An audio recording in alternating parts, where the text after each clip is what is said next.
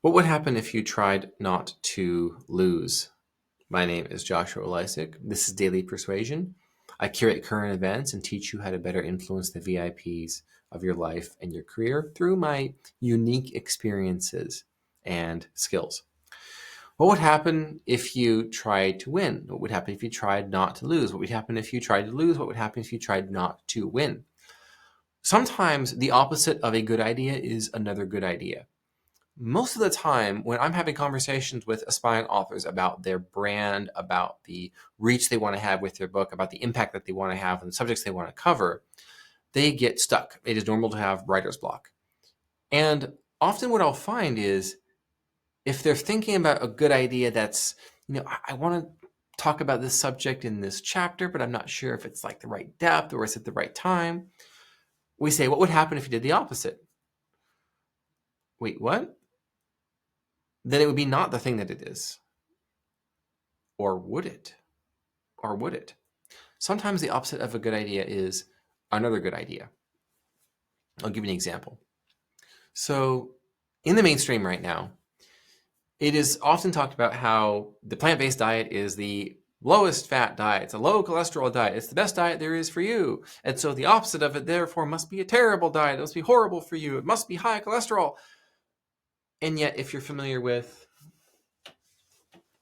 this book right here, Stay Off My Operating Table by Dr. Philip Ovadia, he is the #1 heart surgeon, let's say social media account right now, Dr. Philip Ovadia.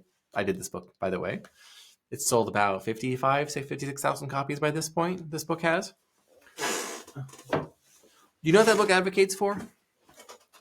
That book suggests the opposite of plant-based diet. A 100% animal-based diet, the carnivore diet. Sometimes the opposite of a good idea is an even better idea. And at his practice, Ovadia Heart Health, he works with people who have heart issues and then they transition from a carbivore diet. One of the things they do is specialize in working with vegetarians and vegans and people who have had a plant-based low-fat diet and their blood work is in shambles. And then they do the opposite of what the mainstream advice is. Mainstream advice is all about how you need to eat low fat and have more fruits and vegetables and eat 8 to 11 servings of bread every single day or whatever. Food pyramid. Well, what if you turn the food pyramid upside down and you make fats and proteins specifically from animals being the main staple of your diet? What would happen? Well, you might lose 30 pounds. You might lose 50 pounds. You might lengthen your quality of life, your health span, not just your lifespan, by 20, 25 years. For examples. And so they have story after story, anecdote after anecdote, case study after case study of transforming people's health, doing the opposite of what it is that you were supposed to do. So if you say, I want to win this, well, what would happen if you tried not to win? What would happen if you tried not to lose? What would happen if you lost? And that simple question set, those 4 about winning and losing, helps you break out of the usual, well, I just want to win, I just want to try harder, just play harder, just have more self-discipline, just have willpower. But what would happen if you did the opposite of that? What would happen if you wanted it? What would happen if you did not want it? Wait, what? So the intent is to break our frame a little bit from that.